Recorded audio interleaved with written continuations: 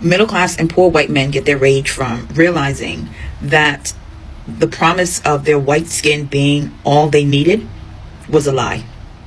That when you have to put them against other people to truly compete, they lose. They lose. And so their rage is the lie that was told to them by the elite, the upper class, that the only thing they had to do was be white and their lives would be easy. They're waking up to that lie. Because when you have to compete with people that the system told you is inferior to you, not as smart as you, not as strong as you, not as bright as you, and then you go out into the world and you're not as smart, you're not as strong, and you're not as bright, and your life to some degree looks worse than the people's lives, particularly black people, who the system told you is supposed to be beneath you. The rage when you drive through a neighborhood and it's beautiful houses and nice cars and great jobs and kids that love their moms and their dads, and you're a white man looking at that, and you live down at the trailer park and you could barely get a good job. Your wife is drunk, right? Because she still has to deal with you. So she's drinking her life away, right? That's rage. White rage is always in comparison to black excellence or black accomplishment. So whenever black people specifically, and the goalpost keeps moving for white rage. It's always going to land and end on black people. But then you add immigrants, then you add gay people, whatever marginalized that the system told white men is beneath them. Because remember, white men are supposed to be at the top of the food chain. They didn't read the fine print though. It's wealthy white men at the top of the food chain. They didn't read the fine print. And so now they're living a reality that doesn't reflect the lie that was sold to them. And for the wealthy white men, their rage is tied to this white replacement therapy, right? This is why Musk is having all these children and telling everybody they want babies, because their rage is about black and brown people outnumber white people. White people only make up 7% of the world's population. This is why they hoard all the weapons and power, because they don't have numbers. So if they don't have numbers, they will control it through rage. That's where the rage comes from. And they have convinced white women that they need to be just as angry as them about being replaced. They have convinced them, right? They have convinced women the way that the 1% convinced poor whites, right? If you haven't read about the Bacon Rebellion, go read it, right? Poor people were starting to get solidarity around being poor and going after the 1%. And the 1% went, oh, no, we got to do something about that. So they gave poor white people race. They told them, you're better than the Negroes. You're better than the Asians. You're better than everybody else, right? To break up solidarity with poor white people being in solidarity with other poor people. So they gave them race to distract them. And now white men have given white women the idea that they are better. They are the beauty standard. They are number one. So a lot of white women's rage is coming out into the world and seeing beautiful black women, beautiful brown women, beautiful Asian women. This is why white women really like to drive home the point, particularly when they get a black man. Because what it solidifies to them is, we are the beauty standard. Everybody wants us. This is why when they encounter black men that don't like them, they fucking glitch. Because the white men that set up the beauty standard distracts them with beauty and blonde hair, right? This is why they come telling us, at least I can grow my, white men give white women beauty to distract them. In the way that rich white men gave poor white men race to distract them. This is why when a white woman argues with anybody else, the first thing she goes to, it's never your intelligence, right? It's never your smarts. It's always, I can grow my own hair. And they always go to hair. When white women attack black women, they always attack us about beauty. Because that's what white men gave them. To tell them they're better than us. In the same way that rich white men gave poor white men race. To tell them they're better than us.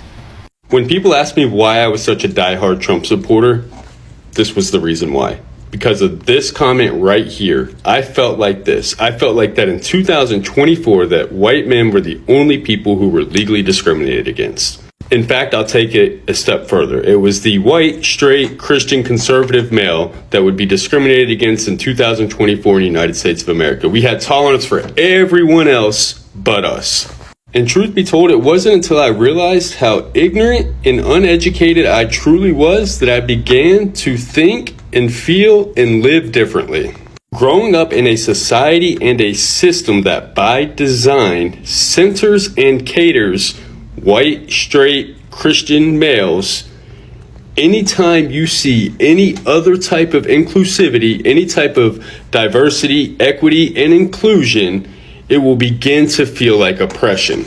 And that's sad that this is the truth about the world that we live in today. And people say all the time that if we just stop talking about racism, that it will go away. People believe that because they don't experience interpersonal racism, that it doesn't exist on an institutional or a systemic level. But it's because of comments like this that we know it's alive and well. People will be like, well, we don't have a white entertainment channel, or we don't have historically white colleges. We don't have a white history month. We don't have white-owned businesses. When literally whiteness has been the standard in this country since the birth of the nation. I remember when I first started seeing interracial commercials, and I would get so mad. I'd be so triggered. And I'd say things to myself and to friends and family. I don't care what you do. I don't care about interracial dating, but why do they have to shove this down our throat? And the same thing with gay pride or trans talk. I would get so triggered. I don't care what you do, but why do you have to shove it down our throat? But could you imagine for 1 second being a member of one of these marginalized groups growing up in this country? What it must feel like to have whiteness or straightness or Christianity shoved down your throat every single second of the day. And then when you begin to question it or try to create a safe space for yourself, you're told to go live in another country if you don't like it, or stop being the victim, or don't blame the system, you need to take personal accountability. And this is the question I have for people who get upset about it, because I know a lot of people in my everyday life are still upset about it. Why are you so triggered? How hard is it to deconstruct and re-educate? And why are we so afraid to do so? Are we that insecure? Are we that fragile? Are we that mediocre that we cannot compete in a world that has a level playing field and equal opportunity for every single person? I mean, hell, if we really think about it, if we really want to get mad, we need to get mad at our ancestors. We had a 400-year head start, and many of us are still living in the trailer park. But for real though, why does inclusivity feel like oppression to us? Why do we get so triggered? Why do we think it's a zero-sum game? Why do we look at it as a piece of pie in which if somebody else gets a piece of the pie that we don't get our piece? And I have a very unpopular belief that I'm going to share with you, and I stand on it, and many people are going to be triggered by this. But in 2024, if you're white in America, you're racist. Unless you've actively chosen to do the work to become less racist. But by default, if you're born into this system with our institutions, the way that we are taught, programmed, and conditioned, through no fault of your own, you have been taught and programmed to be racist. And this is why education is so important. And don't take it personal. I'm not attacking your character unless you willfully refuse to learn. I'm attacking your education and your beliefs. And I challenge you to become willing to see the world from a different perspective. That's all. That simple. So ask yourself this question, one simple question. Are you up for the task? Are you willing to learn? Just finished a morning run, sweating bullets, but I have to say this while I'm thinking about it. Almost every week, I see someone ask the question, why are white men so angry? And while I cannot begin to expound on the many reasons why that might be, what I can say is this: I view all social problems through a lens of societal systems, because as a sociologist, that's what I'm trained to do. And here is the design flaw in systems of privilege. When you build systems of hierarchy and privilege, when you build systems of hierarchy and privilege, the privilege is actually what weakens you. The privilege makes you weak because when you socialize an entire group of people to believe that I exist, therefore I deserve. I exist, therefore I am entitled. I exist, therefore the path of prosperity should be laid out very cleanly ahead of me, and I don't have to work hard, and I don't have to struggle, and I don't have to dig deep. I just have to receive. Meanwhile, you are socializing all other groups to survive with less resources, with less privilege. And so as a byproduct of their survival, they are becoming adaptable, resilient, creative, resourceful. They are developing the muscle for survival that they subsequently turn into systems for success and prosperity. Meanwhile, the privileged group is not developing these systems. And when they start to see the disenfranchised group becoming stronger, gaining opportunities, building systems of success, rather than say, hey, maybe we ought to be doing that too, no. Privilege doubles down. Privilege digs deep into the well of anger and grievance and says, you are the reason why I can't be successful. You are taking opportunities away from me and my children and generations. And so now, rather than develop the muscle of resilience, what I'm going to do now is start taking privileges away from you. And now I'm going to start taking your resources, and now I'm going to start burning your house down in hopes that you will get back to where I think you ought to be, which is underneath me. Not realizing that the more you do that, The more privileges you take away, the more systems of success you try to dismantle, you are only making them more creative, more adaptable, more resilient, and more resourceful.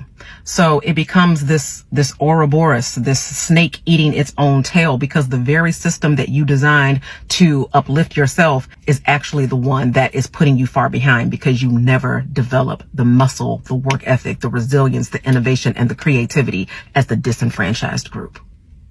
In this time and age, I think it's time that white people stop blaming black people and people of color in general for their problems. They should start looking at themselves in the mirror and actually realizing that they are their own biggest problem. More mass shootings and white on white crime are higher than black on white or white on black. More white people attack their own white people. More white people attack white officers more than black people attack white officers. More white people kill and shoot and do all kinds of things to their kids and their wives and their whole community as white people. And we have seen this time and time again where white people have been exhumed or have been forgiven for their mistakes, their past mistakes and their present mistakes, and they still go back to doing the same things. They have been taught that just because you exist and you're a white person, no matter the reason that you're poor or you don't really have skills to probably go beyond maybe a black person, a person who you have been taught should always be below you. They always turn to white rage. So they start buying guns and killing everyone and going on social media and commenting racist things to black creators or black people who are actually making a living for themselves, not realizing that they should probably be learning from that and actually look within themselves and realize that their ancestors failed them. Your ancestors failed you, white people. But before I give my full commentary, let's dive in, listen to what other people have to say. Then we'll come back and talk about it. See you shortly. We don't use white men's crime statistics against them enough for me. I'm not gonna hold you. It makes no sense for y'all to constantly preach pattern recognition and statistics, but then your worst stereotype for black women is being loud, driving Nissan Altimas, and having baby daddies, but your worst statistics is mass shootings and touching kids. I don't give a fuck. I'm not gonna lie to y'all. That makes no sense to me. That makes absolutely zero fucking sense to me. You are known for touching kids. You make up the kids touching rates. Most of the kids touching rates. And you're mad at me because I wear wigs and weaves. Like, shut the fuck. And the same thing when it comes to like talking about the way black women look or how big they are. We outlive white men. I don't care. We outlive white teen men. I don't give a fuck. Right? If all it takes for me to outlive you an extra 3 years is for me to lose weight, right? I don't think you should be talking. That makes no damn sense to me that y'all don't be using them niggas statistics enough against them for real. Y'all don't be precious enough for me. Y'all really the fuck don't, because ain't no way y'all be doing the things y'all doing and then got the nerve to talk about any motherfucking body, especially black women. That makes absolutely no sense. The most dangerous, vindictive demographic that you need to watch out for are the mediocre white men. Because what do you mean? You can clean up and look good, put on some nice clothes, and people will believe that you belong in leadership. What do you mean that people will listen to you when you speak? Automatically gain respect. Having that kind of advantage and still being poor and mediocre tells you a lot about that person's mindset. Hard done by, victim mindset, and then someone else has to pay.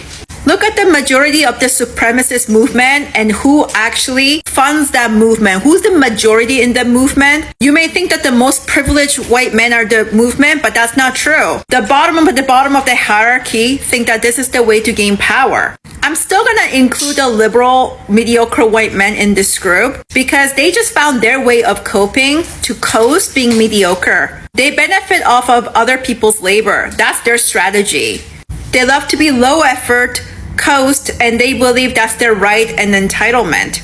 If you're a hard worker and someone very competent, they love that about you. They love to powergasm. They love to ride on the backs, especially women of the global majority, because that's where they can feel powerful. You are worth more, but they can have power over you. They love that. Do not ever get enmeshed with these individuals because it's hard enough to deal with them in corporate and business. You do not want them in your house or have finances entangled with this person. He feels entitled to your labor, and he's gonna make sure that you pay him with a lifetime of slavery. White supremacy relies on us to stay in line, to obey, to mold into the boxes they have created to further colonial and imperialistic ideologies. They've done this by creating hierarchies and binaries rooted in Eurocentric and Anglo-American values.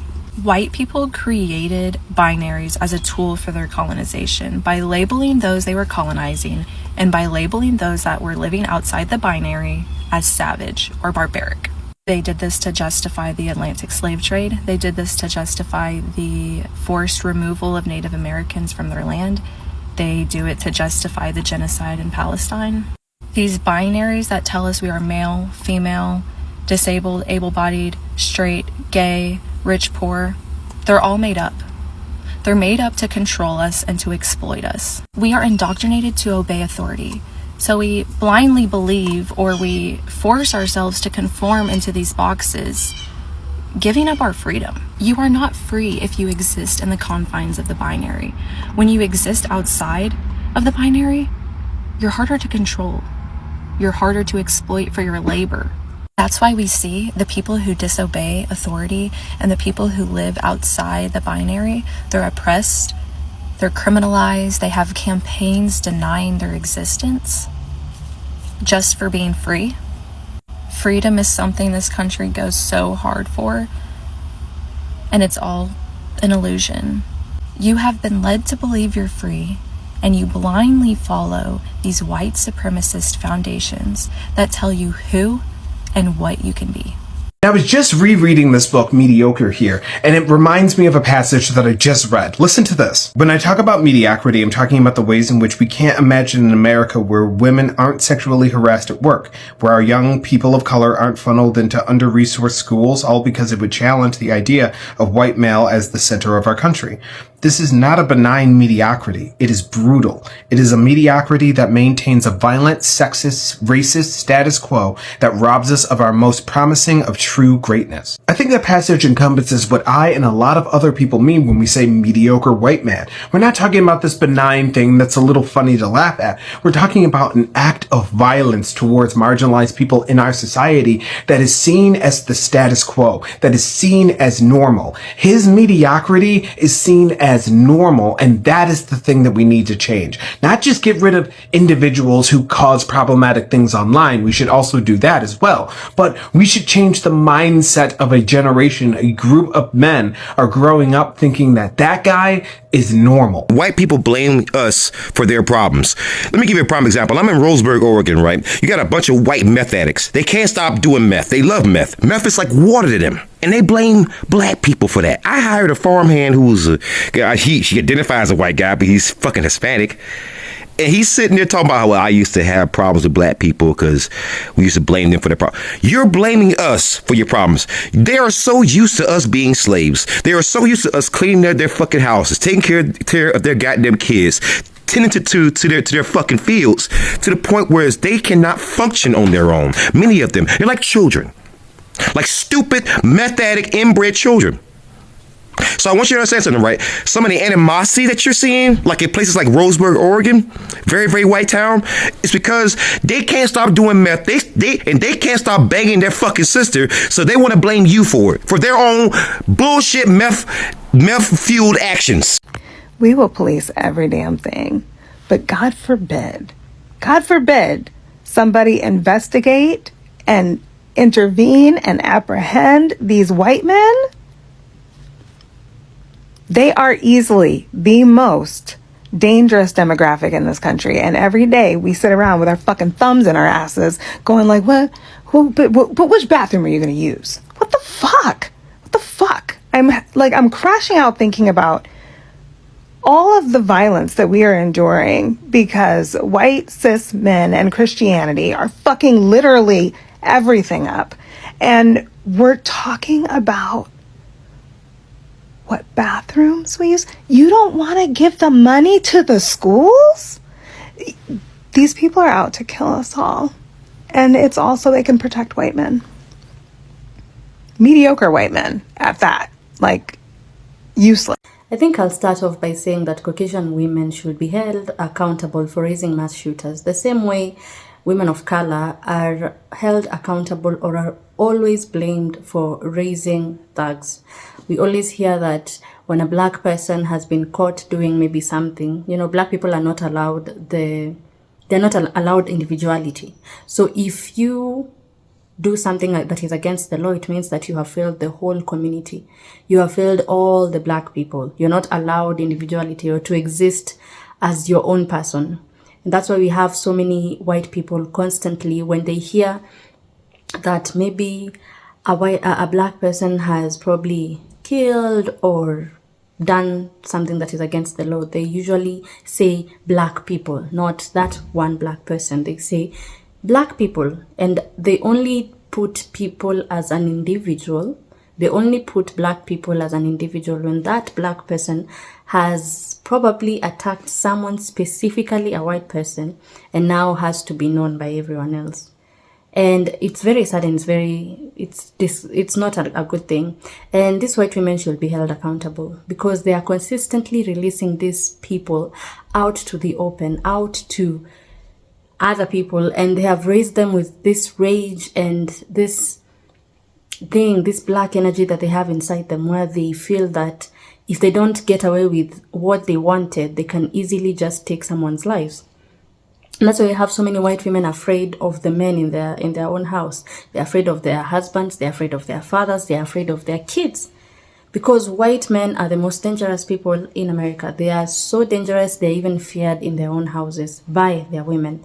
And we know that white men have done things that we cannot even start saying all the things that white men have done. Considering white men have even gone to the point where they are actually marrying their own kids. Trump has even given such a remark, saying that if only his daughter was not his daughter, he would have probably had his way with her. For someone to say such a thing, it means there's a problem. That's not a human being. You should be very deadly